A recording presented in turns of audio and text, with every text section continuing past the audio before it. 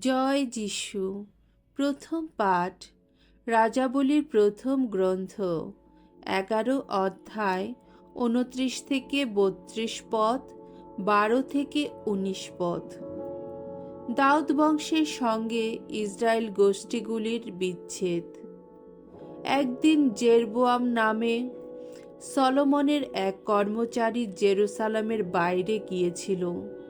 পথে তার সঙ্গে সিলো নগরের প্রবক্তা আহিয়ার দেখা হলো। প্রবক্তা সেদিন নতুন একটা জুব্বা পরেছিলেন। তারা দুজনে তখন খোলা মাঠে একাই ছিলেন।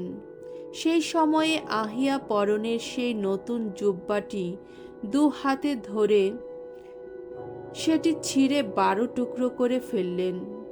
তারপর তিনি জেরবোয়ামকে বললেন, নিজের জন্যে তুমি 10টি টুকরো নাও, কেননা ইসরায়েলের ঈশ্বর ভগবান এই কথা বলছেন, শোনো, আমি এবার সলোমনের হাত থেকে এই রাজ্যটি কেড়ে নেব, 10টি গোষ্ঠীর ভার তোমারই হাতে তুলে দেব। তবে আমার সেবক দাউদের কথা মনে রেখে আর ইসরায়েলের সমস্ত গোষ্ঠীর এলাকাভুক্ত নগরগুলির মধ্য থেকে এই যে নগরটিকে আমি বেছে নিয়েছি, এই জেরুসালেমের কথাও মনে রেখে আমি ঠিক করেছি একটি গোষ্ঠীর ভার তারই হাতে থাকবে। আর সত্যি পরে তাই ঘটেছিল। সেই থেকে আজও পর্যন্ত ইসরায়েলের গোষ্ঠীগুলি দাউদ বংশের প্রতি সমান বিদ্রোহী হয়ে আছে। প্রভুর বাণী। ঈশ্বরকে ধন্যবাদ। সাম সঙ্গীত 81 অধ্যায় 9 থেকে 14 পদ। ধো, শুনো তোমরা, শুনো প্রভুর বাণী। যেন কোনো বিদেশি দেবতা তোমার ঘরের মধ্যে না পায় আসন। তুমি যেন প্রণত না হও বিজাতীয় কোনো দেবতার চরণে।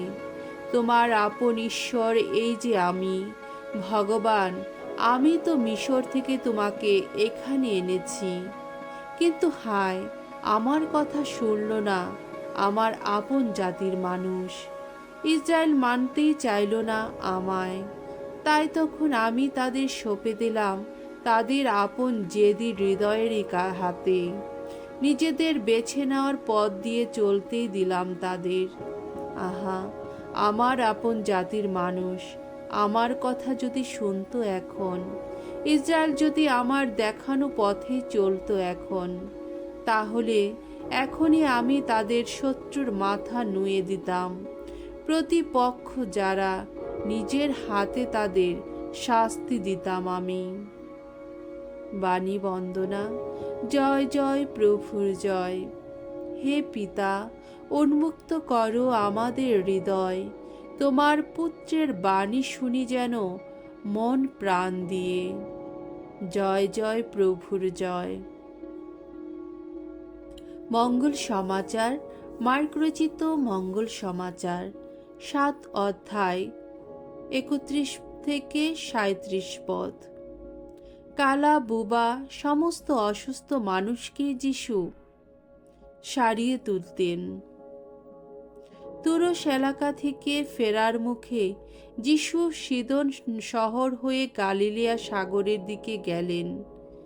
দেকাপলিস এলাকার মধ্য দিয়েই এগিয়ে চললেন তিনি। সেই সময় লোকেরা তার কাছে নিয়ে এলো এমন একজন লোককে, যে কালা এবং বেশ তুতলাও। তারা অনুরোধ জানালো তিনি যেন তার ওপর একবার হাত রাখেন। যিশু লোকটিকে জনতার সামনে থেকে একটু আড়ালে নিয়ে গিয়ে তার 2 কানে একবার আঙ্গুল দিলেন এবং খানিকটা থুতু নিয়ে তার জিভে ছোঁয়ালেন। তারপর স্বর্গের দিকে চোখ তুলে তাকিয়ে তিনি দীর্ঘ নিঃশ্বাস ফেলে বললেন, এফফাথা, অর্থাৎ খুলে যাও। সঙ্গে সঙ্গে লোকটির কান দুটিও খুলে গেল, তার জিভের জড়তাও কেটে গেল। সে স্বাভাবিকভাবে কথা বলতে লাগল। যিশু এই কথা কাউকে জানাতে তাদের নিষেধ করে দিলেন, কিন্তু তিনি যতই নিষেধ করেন, এসব কথা তারা ততই রটাতে থাকে। তাদের বিস্ময়ের আর সীমা ছিল না।